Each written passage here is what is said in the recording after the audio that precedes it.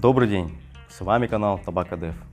Мы оказываем полный цикл услуг по разработке табака для кальяна или без табачных смесей. И этим видео мы начинаем цикл выпусков, посвященных маркетингу продукта, технологии производства, ингредиентам и всему остальному, что связано с табаком для кальяна. Сегодня мы поговорим о маркетинговой составляющей. Мы начинаем именно с этой темы, потому что маркетинг всегда должен предшествовать продукту. Сначала маркетинг, потом продукт. Глядя на кальянный рынок, мы видим, что большинство производителей не понимают, что такое позиционирование бренда, что такое дифференциация, что такое единая концепция бренда в целом. С другой стороны, мы видим, что большинство занимается, так скажем, размытием своего бренда, что однозначно губительно сказывается на их компаниях, на их продажах в целом. Поэтому я считаю важным и нужным наконец раскрыть эту тему и поговорить об ошибках, которые допускают производители при создании и развитии своих продуктов. Давайте начнем.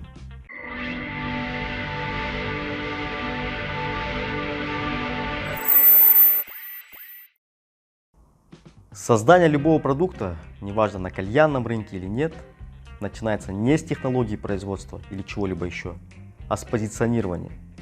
По Трауту мы знаем, что позиционирование – это то, какую позицию занимает продукт в сознании потребителей.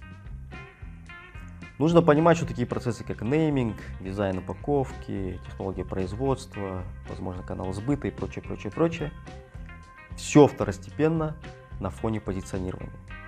В первую очередь нужно задать себе следующий вопрос. Какую позицию должен занимать ваш продукт в сознании потребителей? Свободна ли эта позиция? Как вы хотите занять эту позицию? В чем ваше уникальное преимущество? Почему должны курить ваш продукт, а не продукт конкурентов? Все это нужно охарактеризовать двумя-тремя предложениями. Это должен быть короткий, понятный месседж. Понятный вам, а самое главное, понятный вашей аудитории. Это будет служить некой основой, фундаментом для вашего будущего продукта. Я приведу пример.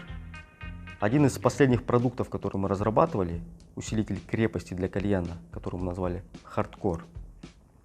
Когда мы разрабатывали название, мы уже понимали, какую позицию должен занимать этот продукт в сознании потребителей. Что это за продукт, для кого этот продукт, в чем его уникальное преимущество. И опираясь на позиционирование, мы очень легко сгенерировали название. Понятно, что хардкор – это что-то крепкое, это что-то жесткое. Хардкор не может быть легким продуктом. Напротив, хардкор – это что-то максимально крепкое. Это синоним крепкого. И в дальнейшем, на последующих этапах, на этапе технологии производства, подбора сырья и прочего, мы всегда опирались на наше позиционирование. Позиционирование очень тесно перекликается с темой дифференциации. И мы плавно переходим к следующей ошибке – отсутствие дифференциации.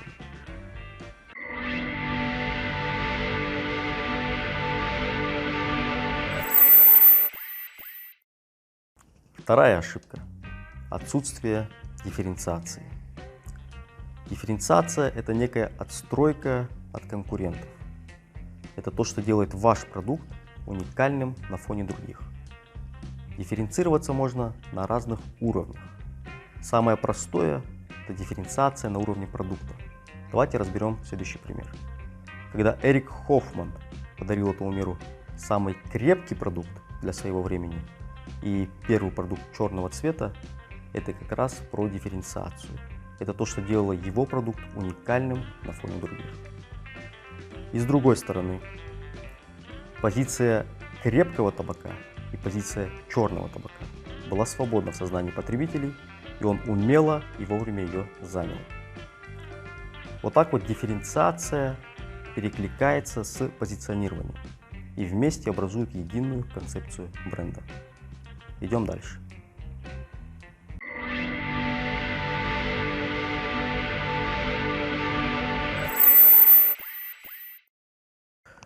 Мы уже с вами поговорили о том, что продукт должен быть позиционирован и продукт должен быть дифференцирован. Третья ошибка – линейное расширение. Вытекает из-за присутствия первых двух. Если вы хотите создать легкий продукт для начинающих курильщиков, то это одна концепция. Если вы хотите создать крепкий продукт для курильщиков условно со стажем 5+ лет, то это другая концепция, которая заслуживает отдельного продукта.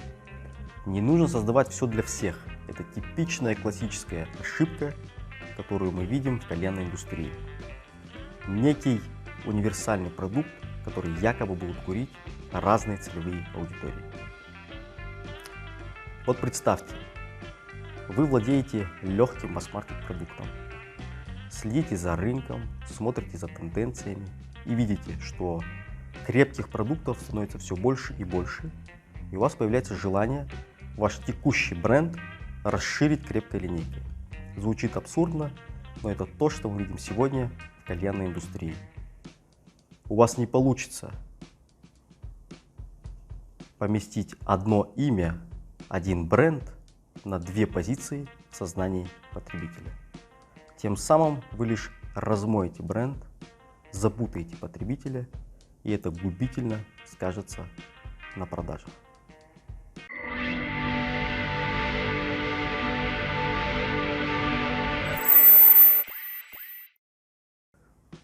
Я приведу яркий пример линейного расширения в мире маркетинга.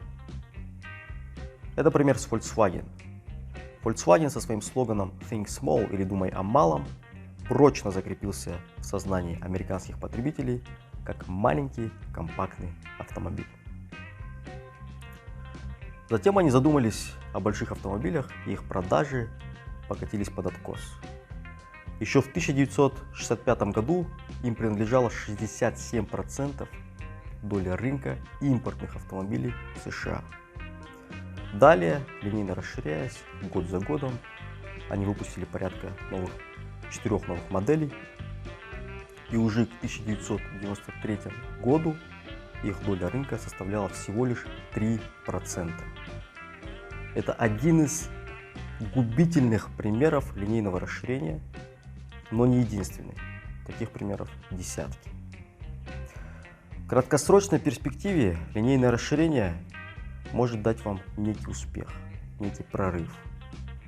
Но в долгосрочной это всегда губительно для компаний. Не пытайтесь изменить человеческое сознание.